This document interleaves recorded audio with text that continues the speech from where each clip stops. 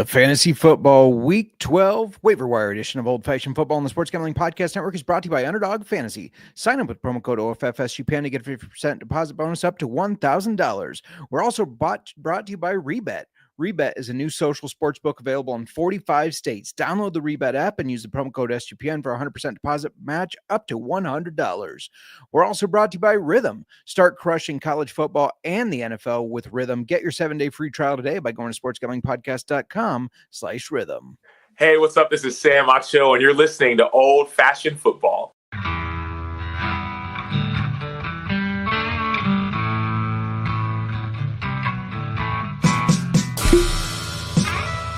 Old Fashioned Football.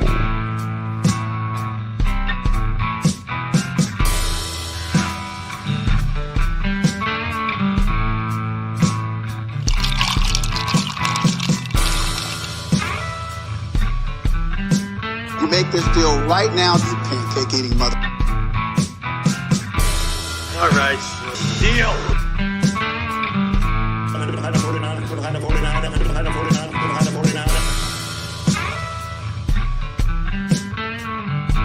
Old Fashioned Football. Welcome to Old Fashioned Football. If you're wondering who you listen to, this is J Mark, and you can find me on the X at JMarkFootball. And if you're wondering, wait a minute, there's only one of you. If you're on YouTube, you're looking, there's only one of us here. That's right, Miranda couldn't make it tonight. She's got work carrying over a little longer than expected, and some family stuff going on that we're missing work for. So you guys are stuck with me. You guys and gals are stuck with me. Hopefully I can hold down the fort well enough. I do have some of her notes right over here that I'm going to be going off of, because she jotted some notes down for me. She said, don't forget to mention these, you fool. And we're going to get her covered. Welcome to Old Fashioned Football. You can find us on the X at Old Fashioned FB. If you want to hit Miranda up, don't be sliding into her DMs now. But if you got a question for her on the X, that's at the Mark. And yeah, it's week 12.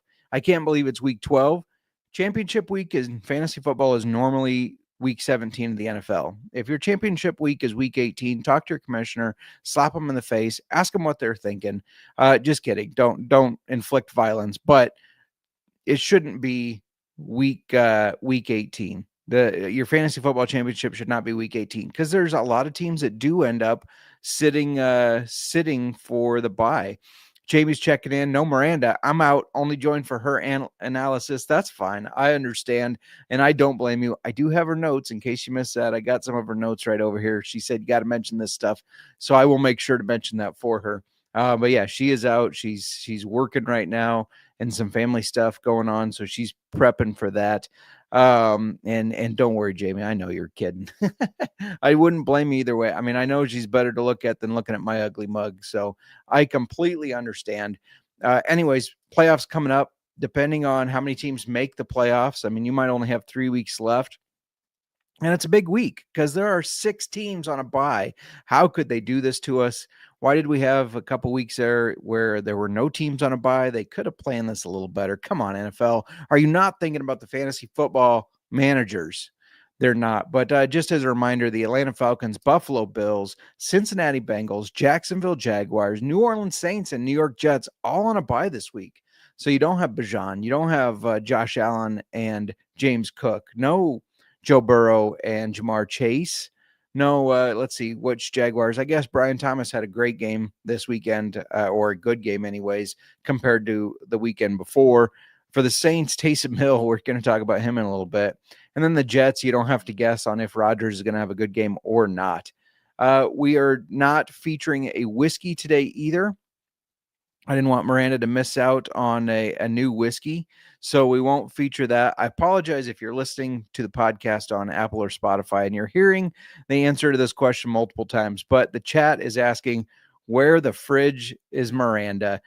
She is working right now, and we weren't going to be able to make it work for both of us to be here, but the show must go on. Now, the good news is I am drinking whiskey. We just don't have a new feature. We haven't kind of a feature drink, though. So this is something that I had seen floating around on the interwebs, as George Bush would say, the internets. This is you take banana, slice some banana up, put it in the bottom with some brown sugar and maple syrup, and you muddle that all up real good. then put your whiskey in and some ice. Then you take some more banana slices, which I have on, shouldn't do that, which I have on this little skewer here. And you put brown sugar on them and you burn them, like crystallize the sugar on it. And it turns out pretty good. So what's going on, Dylan? Welcome. And Jamie officially made the playoffs in the Listener League, even if he loses out the rest of the season. Excellent job. I am happy that I did get a victory against you. I noticed you didn't show up that week to the recap pod here, but I was happy to notch that victory against you. Real quick before I keep going, thank you as always for tuning into our podcast here, Old Fashioned Football. If you could give us a 5-star review on Spotify and Apple, that helps a lot. And then don't forget to download the Sports Gambling Podcast app. I mean, you got free picks, free podcasts, free articles. Everything is free. And you could get picks to pretty much every sport you could think of. We got somebody doing picks there. So make sure you go check that out if you get the chance. It's free to download. So you got to do it. Cap for Life is saying AR-15 or Sam Darnold. They both kind of have tough matchups coming up. But with the let me flip over here real quick. I think I got to go with Anthony Richardson. You got to ride the hot hand. He looked really good. Minnesota goes against Chicago, who I know they just lost that game to Green Bay and whatnot, but Chicago's defense has actually been really good against quarterbacks, and I think that's going to continue against Sam Darnold. I think they're going to be able to put some pressure on him, force him into some mistakes. Anthony Richardson, also a tough matchup against the Colts, but I think he's going to have to run for his life. So you're going to get those rushing yards. Whether he gets 2 rushing touchdowns again, I don't know about that, but I do think he will get some rushing yards for you and have a decent game. So thanks for checking in, Cap for Life. Let's go over the injury report real quick. We, thankfully didn't have a ton of injuries, not as many as seems like past years. There's been a lot of major injuries hitting, and we've had some this year, but it hasn't been as bad, which is nice. Let's start with a non-injury though. Daniel Jones headed to the bench, and they're starting Tommy DeVito. So that's kind of interesting, and I'm sure you're not relying on Daniel Jones, right? Unless you're in a super flex league. I'm sure you're not relying on Daniel Jones. So your question isn't, oh my gosh, what am I going to do there? I think the question more is, how does this affect Malik Neighbors and Wan'Dale Robinson? That's kind of the more important thing to look at. So DeVito did start 7 games last year. The wide receiver for the Giants last year was actually Darius Slayton, and he was averaging 7.4 points and a half PPR. Not a lot. Obviously, the stars, Malik Neighbors and Wan'Dale Robinson, are doing better this year, but Slayton was averaging 7.4 fantasy points. When DeVito came in, he dropped to 5.9, so a little bit of a drop. He only had 3 games in those 7 that he went over his average, but he's not as good as Malik Neighbors, obviously. So Malik Neighbors currently averaging 13.6 points per game and a half PPR. I think you're going to see a little drop. It is going to go to maybe more of that 10 to 11 average, but I still think he's going to be somewhat relevant. Wide receiver 2 last year was Wan'Dale Robinson. Just like this year, he was averaging 6.9, and when DeVito came in, he only dropped to 6.2. So there wasn't a lot of drop there. And in 2024, he's averaging 8.1 points and a half PPR. I think you're going to get a similar production from him. And I mean, him and DeVito obviously worked together last year. DeVito is still going to throw the ball to Malik Neighbors, don't get me wrong, but I think Wan'Dale is going to be less affected and stay around that 8-point range. And some updates on the Panthers. It seemed like they had the bigger news as far as injury goes. Rookie running back Jonathan Brooks is expected to make his NFL debut on Sunday. No idea how he's going to split the carries with Hubbard. I'm not sure on there. And then backup running back Miles Sanders week to week with an ankle injury. So maybe Jonathan Brooks just kind of steps in where Miles Sanders was. I'm not sure what that's going to look like. And more importantly, wide receiver Adam Thielen is also expected to make his return from injured reserve. And then Gabe Davis out for the season with a torn meniscus. That seems to cover all the main injuries. Let's answer a couple things from the chat here. Dylan says, who should I grab? Akers, Roschon Johnson, or Elijah Moore? Looking more for a handcuff, I guess you could say, not looking for someone to start right away.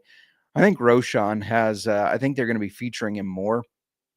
He runs harder. He's a better smash mouth running back than DeAndre Swift is. And Swift is still going to get involved. I mean, he's still their RB1 and kind of their pass catching guy. But I do think that Roschon is going to fit Thomas Brown's system a little bit better in what they want to do with the ball. They should have ran him a little bit more against the Packers, but it is what it is. That's kind of who I would go with, though I do like all those options. Jamie's saying, how about the heartbreaking Bears loss? I can take the blame for that because when they were lining up for the field goal, I said, I've seen this movie before. They're going to miss. I just had a feeling. So, and Jamie's agreeing that Roschon is a solid bench stash. So I think that's kind of who you would prioritize. Though I am going to talk about Cam Akers in a little bit here with the waiver section. And then Jamie asking, why isn't it Drew Lock? I mean, this whole situation of benching Daniel Jones, I don't necessarily think it's performance related. There's a big injury clause that could cost them a lot if he gets injured in his contract. So them benching Daniel Jones is opting out of that, so they don't have to pay that. Starting Tommy DeVito over Drew Lock also has an incentive in his contract that if he plays 40% of the snaps, it's $250,000 extra dollars. 50% is another $250,000, 60 and so forth. It goes up, and he just keeps adding $250,000. So I think they're looking at it as like we are thrown in the towel. We know we're not going to be relevant this year. Let's not pay Daniel Jones's injury part of his contract by getting him injured, and let's not pay Drew Lock's contract incentives because we could just start Tommy DeVito. I think that's more of what it is. I don't think it has anything to do with performance from Drew Lock. Obviously, he's been their backup quarterback and the QB2, but to me, that's why they're putting Daniel Jones as the third and Drew Lock as a second and starting Tommy DeVito. Exciting Thanksgiving. We're going to have Tommy DeVito versus Cooper Rush, or if you think Cooper Rush is going to fade out with bad play, then Trey Lance. I guess maybe we'll see more on that tonight as the Texans take on the Cowboys. But yeah, before we keep going, I do want to let you know, shout out to the chat, by the way. Appreciate you guys asking questions. Feel free to keep throwing them in there. But I want to let you know that we're brought to you by MyBookie. MyBookie.ag. SGPN started out with MyBookie, and now we're back. Check out their new and improved website, great on mobile, plus props for every game and the live dealer casino, and even new early cash out options. If you're like me and you think the Texans are going to roll on the Cowboys, you can get Texans at -9.5 at +106. I kind of really like that. Head to mybookie.ag, promo code SGPN for a 100% deposit match up to $1,000 plus a $10 casino chip. Go play some blackjack. That's mybookie.ag, promo code SGPN. We also have a brand new sponsor to tell you about, and that's Rebet. Rebet is a brand new social sports book available in 45 states. It has a huge market of betting opportunities available on Rebet, and it's easy to use and great for people in states where traditional sports books may not be available. They may be restricted. Download Rebet in the App Store and use the promo code SGPN for a 100% deposit match up to $100. That's Rebet promo code SGPN. All right, we are back. If you see me making notes here, just ignore it. If you're watching on YouTube, usually doing a have two people helping run this, just me. So I'm going to be making some notes to help me along here for the post-production of the podcast. A lot of people don't realize, just a little behind baseball. It's not just getting on here and showing my face and blabbing. There's a post-production. There's an article that goes along with it. You can find all that on the Sports Gambling Podcast website or app. And Jamie was saying he used MyBookie all the time before gambling was legal in Ohio. Great state. I used it a long time ago. Iowa's been available for, I think, 6 or 7 years now already.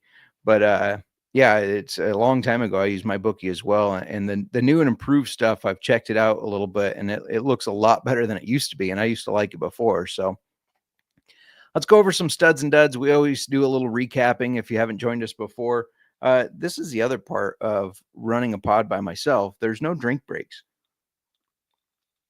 So my drink's just sitting here getting watered down. Let's go over the studs and duds real quick.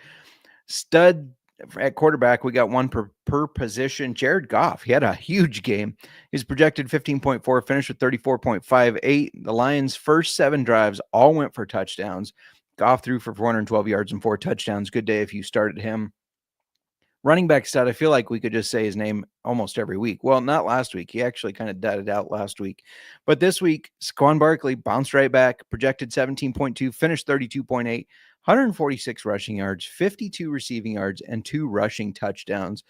And wide receiver stud, we'd mentioned Jared Goff. Well, his wide receiver was a stud. Amon-Ra St. Brown, 11 catches, 161 yards, 2 receiving touchdowns.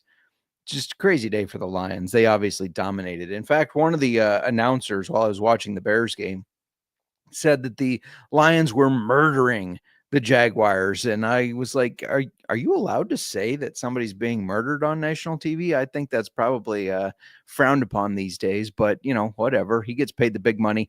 Tight end stud, the best tight end performance all year. Taysom Hill projected 8 points, finished with 37.52. He had 18 passing yards and an interception, 138 rushing yards, 3 rushing touchdowns, and a fumble. He also had 8 catches for 50 receiving yards. I know I got accused of seeing the script beforehand by starting him in multiple leagues. Some people were like, you knew something was up.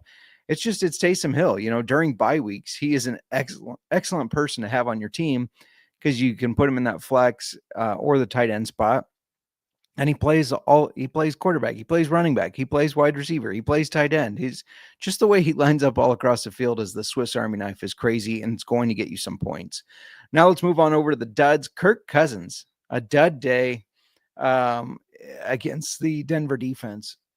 Excuse me, but we kind of expected that. So let's go with former Denver quarterback Russell Wilson. He let us down in fantasy and in the bets we gave out, going against the worst passing defense, the Ravens. He was projected 17.7, and he finished with just 6.3 points. Huge quarterback dud. Running back dud, Tony Pollard projected 11.5. He only finished with 3.9. The Vikings completely shut down the run game of the Titans. They only finished with 33 points the entire game, and Will Levis led that with 18 yards, so that was pretty crazy. Wide receiver dud, I was going to go with Terry McLaurin because he was a dud for a lot of people. But I like highlighting the Jets' struggles as a Aaron Rodgers hater. So Garrett Wilson, he was projected 12.8, finished with 3.8, had 4 catches for 18 yards. Nice job, Rodgers.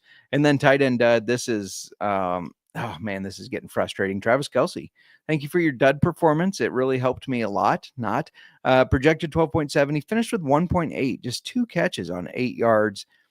It's just not the same guy. He just isn't. It just doesn't seem to be going. We saw a little decline last year. I feel like we started seeing a decline, and I just feel like that's continuing.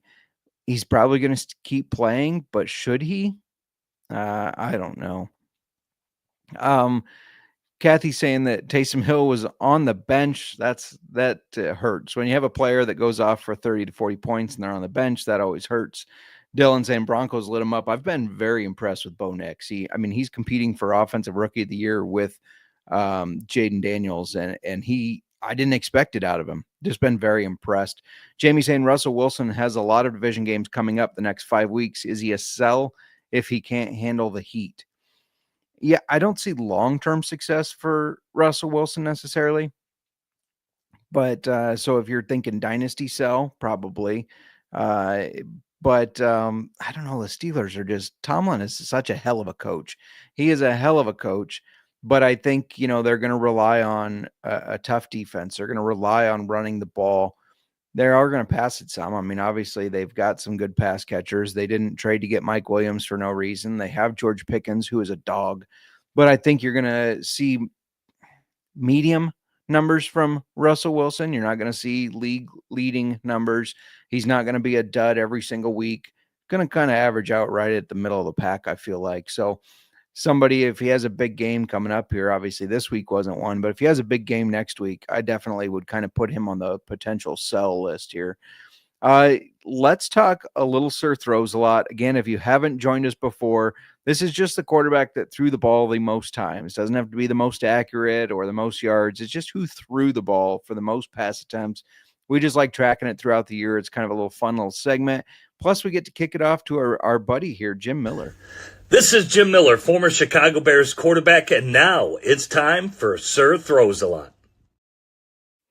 It is time for Sir Throws a Lot. And so last week it was Joe Burrow. He threw it for 56 times.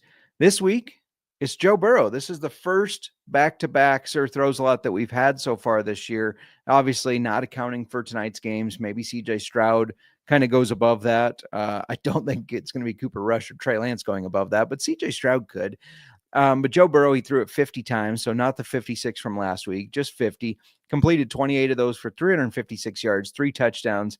You know, Burrow continues to be one of the top quarterbacks in the league, but he's only won 4 games. It's pretty interesting to see.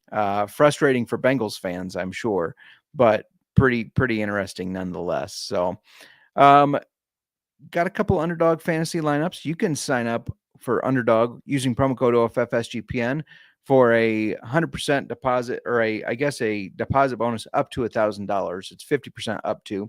Miranda did send me over hers earlier this week. I don't have data or stats on them that she had written down, but let's just take a look at hers real quick. She's got CeeDee Lamb higher than 5.5 receptions.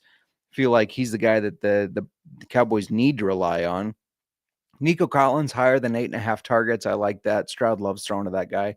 Joe Mixon, 88.5 rushing yards higher. He's been so solid this year. Rico Dowdle, 3.5 receptions higher. I thought it was interesting when the Cowboys came out and they said, well, Rico Dowdle is officially our starting running back. Yeah, no shit. He's been your starting running back.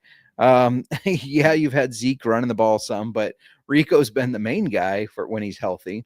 And then CJ Stroud, 1.5 passing touchdowns higher. I like that one as well. So Miranda's here, $10 pays $196.30. And for a flex to entry, you can get all of them to hit for $98.10, or if only 4 hit, you get $27.80. So still making some cash. Can't complain with making some cash. I never complain. Let's switch on over to mine. I got a little cute with this one and added 3 defensive players. Let's see if it pans out. But we got Malik Hooker, 4.5 tackles plus assists higher. Derek Stingley, 0.5 assist higher. Henry To'o. 2.5 assists higher. Rico Dowdle, 12.5 rushing attempts higher. I think he is going to be in the game a lot, and I think they need to run the ball. Then Nico Collins scores a touchdown higher. $10 pays you $139.10. A flex entry gets 69. Nice. 50 or 4 for $22.80. Again, use promo code OFFSGPN for up to a $1,000 deposit match. We're cooking right along. Serial saying Murno's Russian lands are throwing tonight, right? Yeah, she does, but they gotta hopefully throw it. And it's nice to see you, Serial. It's been a while, so nice seeing you. Welcome back. Hope all is good with you. We might as well just keep this show rolling and jump into the waivers. I do have notes over here from the waivers that Mur wrote down, and I obviously have mine as well right here. I don't like to share my secret sauce, ahead of time. I like to just keep it up in my head as a little bit of a secret. That's not true. I sometimes will share it ahead of time, but Miranda starts with, and I think it's a really good one here. Anthony Richardson, he's only rostered in 43% at ESPN, 44% of Sleeper. It's interesting that people gave up on him, right? I guess maybe limited roster spots, but he came back as a starter last weekend, put up 28 fantasy points against the Jets, 2 rushing touchdowns, 32 rushing yards, along with 272 passing yards and a passing touchdown. Looks like maybe his little timeout helped him out a little bit. I know he's got a tough matchup against the Lions, but I think he's going to have to run a lot. So that'll benefit him. And then he does have an easier game against the Patriots. And Serial says he appreciates not holding back on trashing the Cowboys tonight. Yeah, I mean, you guys have it bad enough. And as a Bears fan, I get it. I don't want to kick a guy when he's down. So I answer a question real quick here. Foxborough News. I'm in a 16-man half PPR. First of all, that's intense. I got Deontay Johnson and Mike Williams. Should I drop them for Curtis Samuel and Devon Vele? I don't know if Deontay Johnson's going to make an impact. Mike Williams, he might, but Deontay Johnson, I keep waiting for him to do something for the Ravens. Now they traded for him, and I know he's had some injury stuff. You would think they would want to get him involved, but they're such a rushing team anyways. And then when they're not running, they're targeting either one of their tight ends or Zay Flowers. So I think he's getting into that droppable range. Mike Williams, I mean, you're not going to get wide receiver 1 stats out of him, but you're not going to get it out of Curtis Samuel or Devon Vele either. I actually really like Devon Vele, though. I think they're getting him more and more involved. So I don't mind picking him up. I know it's hard to drop one of those guys, but I think just because we haven't seen anything from Deontay Johnson since he joined the Ravens, I think that's the person that you would drop there. Curtis Samuel starting to look better, right? But they've also had injuries. So how do they look once Keon Coleman comes back? He shouldn't be out all too long. And then Dalton Kincaid was out. So Curtis Samuel got some more of that target share that Dawson Knox didn't pick up. So I do think he will be affected as guys get healthier. So I think if I have to pick one, I'm dropping down to Johnson and I'm picking up Devon Vele. My quarterback is for waivers is Tommy DeVito. This is a desperation play. Obviously, we have a lot of. And I see Foxborough says, "What about Juju?" You know, the Chiefs pass catchers are just so hit and miss. I mean, Hopkins is going to be solid.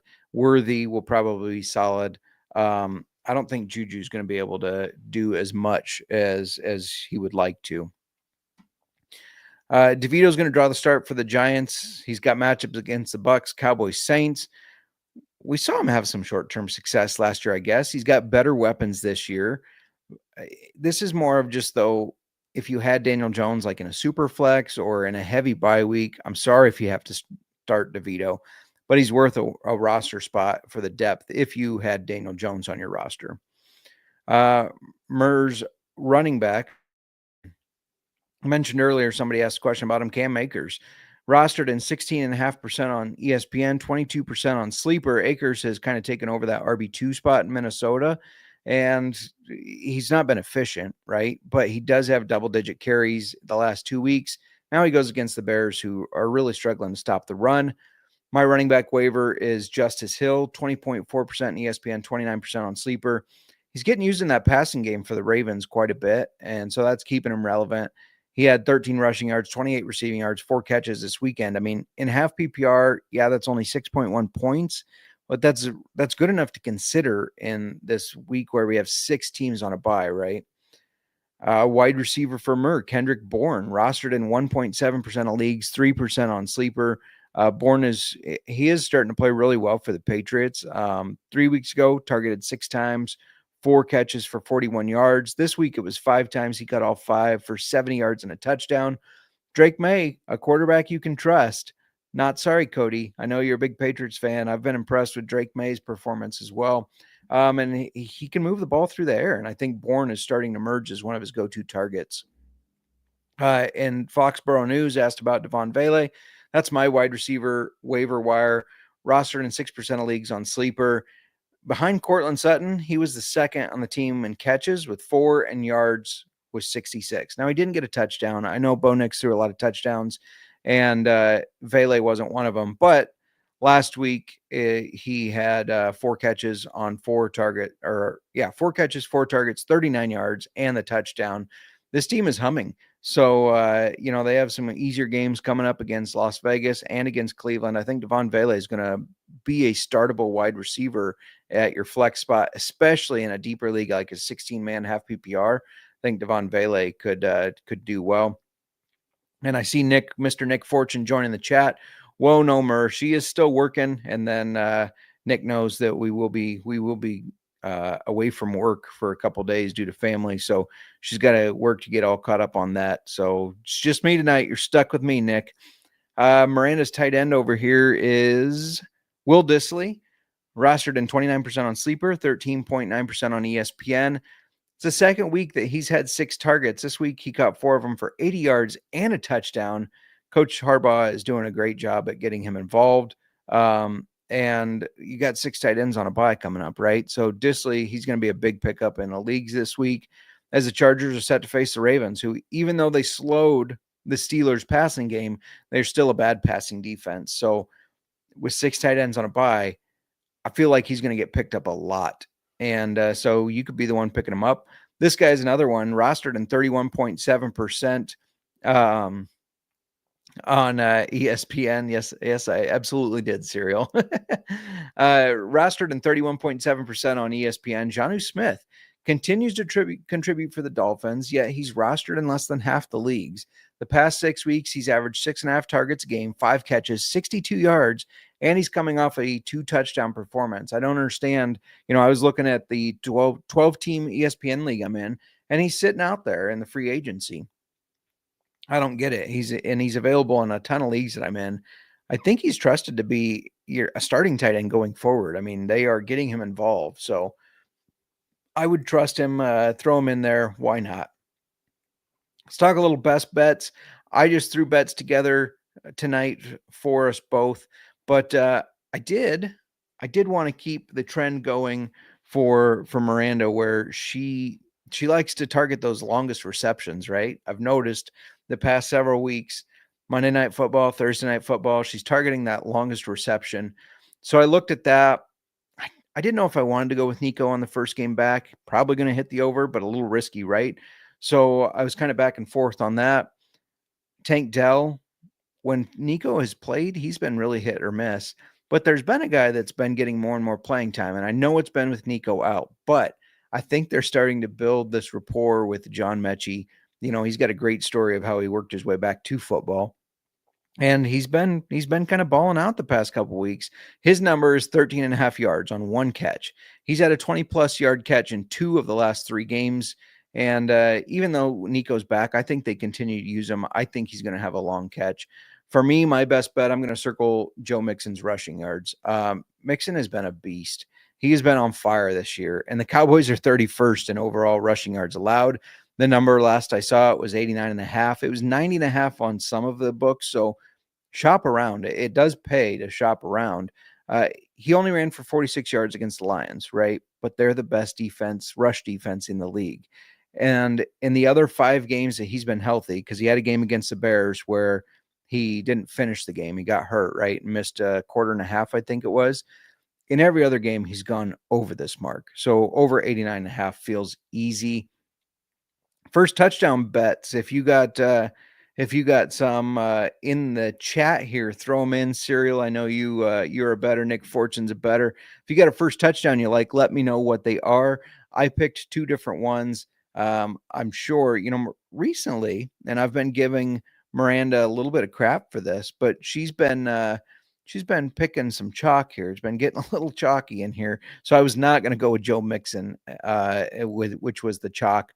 So I'm going to go either Nico Collins in his return game. That's 6-1 plus 600. When he's healthy, he's one of the best in the league. And CJ Stroud loves throwing the ball. So I'm going to go that. And then I'm going to go with the other guy I just talked about, John Mechie. That's my other one. 3,000 plus 3,000. So 30-1. He's also plus 750 for an anytime touchdown. I like that.